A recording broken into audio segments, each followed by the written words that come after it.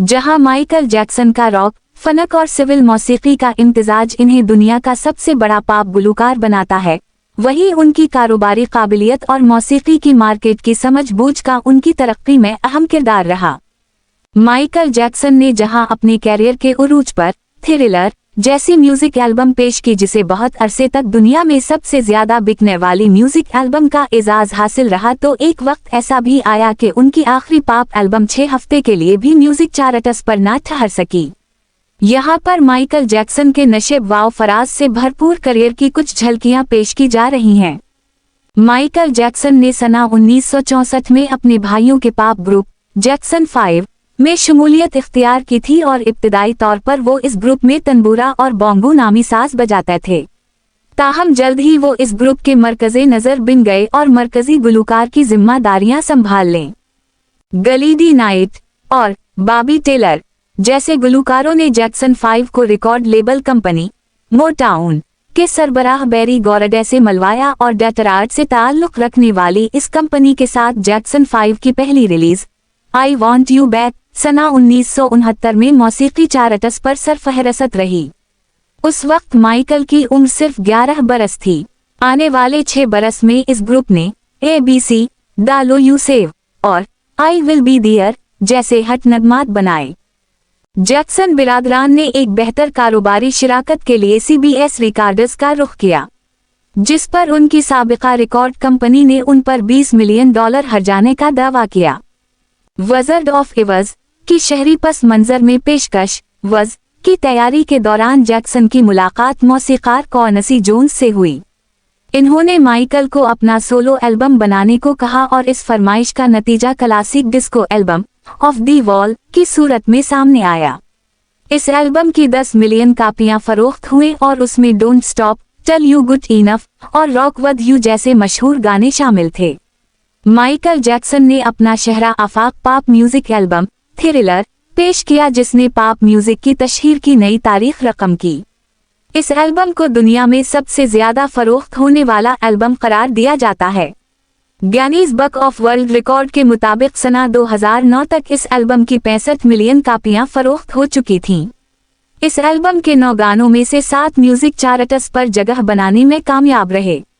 यही नहीं, सना 1983 में मोटाउन टेलीविजन स्पेशल में माइकल जैक्सन की मॉन वॉक देखकर लोग शशदर रह गए।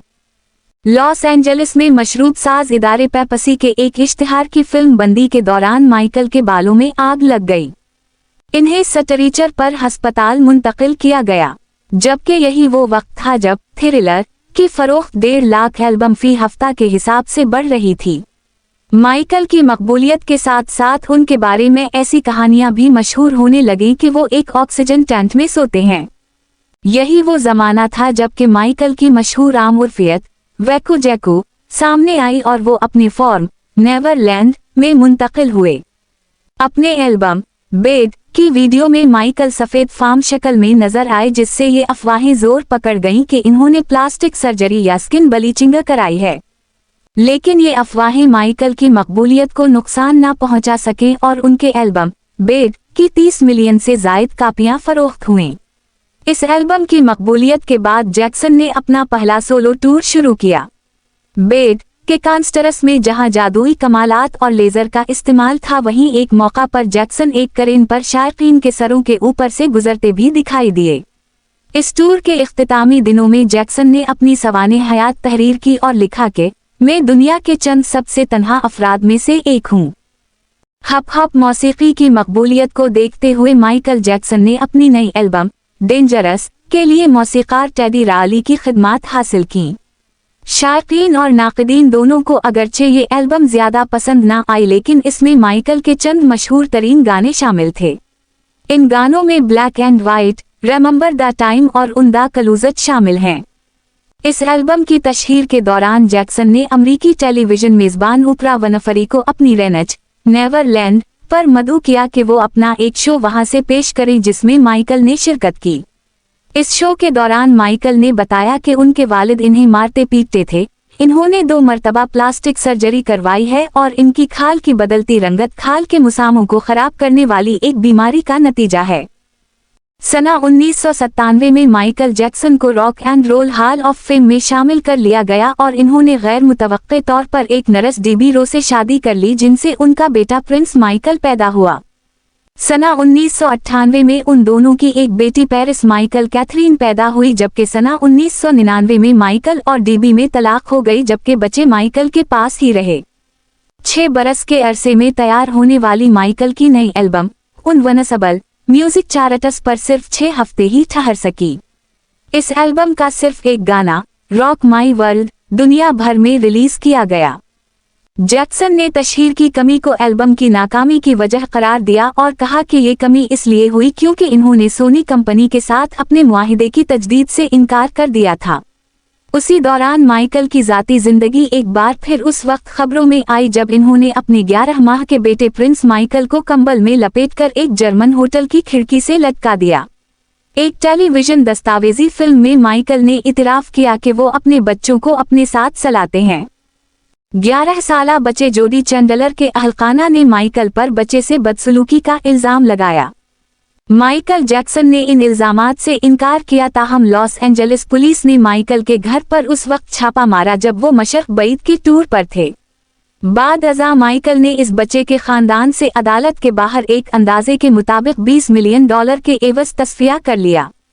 अगले बरस माइकल ने आनजहानी अमरीकी गुलूकार एलूस परिसले की बेटी लीजा मेरी परिसले से शादी कर ली, जो सिर्फ 19 माह चल सकी। एक ऐसे वक्त में जब माइकल के सर से पॉप मौसीकी के शहंशाह का ताज खसक रहा था, माइकल ने यूरोप में अपनी नई एल्बम हर स्टोरी की तशहीर के लिए अपने कदावर मुजस्समे नस्ब करवाए। ये एल्बम उनके मकबूल तरीन गानों और नए गानों की सीडीज पर मुश्तमिल थी। अगले बरस माइकल ने बर्ट एवार्ड्स में अपना हट गाना अर्थ स्विंग पेश किया। पुलिस ने एक मर्तबा फिर माइकल की नेवरलैंड रैंच पर छापा मारा और इसके बाद एक 14 साला लड़के गेवन आरुएजू से बदसलूकी के इल्जाम के तहत उनके वारंट गिरफ्तारी जारी कर दिए गए। माइकल ने खुद को पुलिस के हवाले कर दिया और इन्हें हथकड़ी लगाकर थाने ले जाया गया।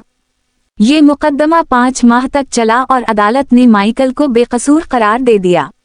इस मुकदमे और दिवालिया होने की खबरों के बाद माइकल ने दुबई में सुकूनत इख्तियार कर ली। मार्च 2009 में माइकल ने एक प्रेस कॉन्फ्रेंस में ऐलान किया कि वो पॉप म्यूजिक की दुनिया में आखिरी बार दोबारा कदम रख रहे हैं और उनकी वापसी लंदन में 50 कॉन्सर्ट्स के एक टूर के साथ होगी। इन कॉन्सर्ट्स के 7.5 लाख टिकट फरोख्त के लिए पेश किए गए और इब्तिदाई चंद दिन में तमाम टिकट फरोख्त हो गए। मई में इस प्रोग्राम के मुंतजिमीन ने इब्तिदाई चंद शोज की तारीखों में ये कहकर रद्दोबदल किया कि माइकल को रिहर्सल्स के लिए मजीद वक्त दरकार है। ताहम माइकल का एक मर्तबा फिर पॉप स्टेज को जीनत बख्शने का इरादा पाया तकमील तक ना पहुंच सका और वो 25 और जून 26 की दरमियानी शब हरकतें कलब बंद होने से वफात पा गए।